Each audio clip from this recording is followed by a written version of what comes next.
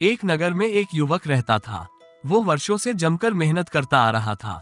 कई वर्ष बीत गए, लेकिन युवक को सफलता नहीं मिली। इसी वजह से काफी निराश रहने लगा था।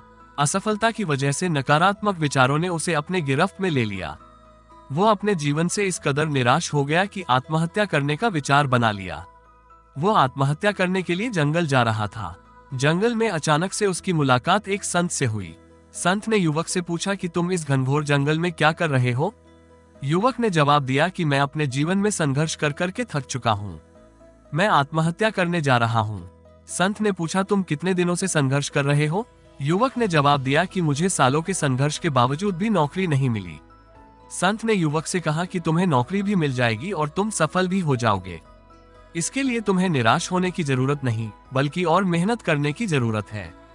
युवक ने कहा कि मैं किसी योग्य नहीं हूँ, मुझसे अब जिंदगी में कुछ भी नहीं हो सकता है। संत ने युवक की निराशा को देखकर उसे एक कहानी सुनाई। कहानी कुछ इस तरह है। एक बार एक बच्चे ने दो पौधों को लगाया, एक बांस और एक नागफनी का पौधा लगाया। नागफनी में जल्द ही पत्तियां आ गईं, लेकिन एक साल गुजर जाने के बाद भी बांस में कुछ नहीं हुआ। नागफनी का पौधा अब बहुत बढ़ गया था। बच्चे को बांस का पौधा देखकर निराशा हुई। तीसरे और चौथे साल भी बांस के पौधे में कुछ नहीं हुआ। अब बच्चा पूरी तरह से निराश हो गया, लेकिन कुछ दिन बाद बांस के पौधे में अंकुर फूटे और देखते ही देखते बांस का पौधा बहुत बड़ा हो गया। बांस के पेड़ को अपनी जड़ों को मजबूत करने में 4 से 5 साल लग गए।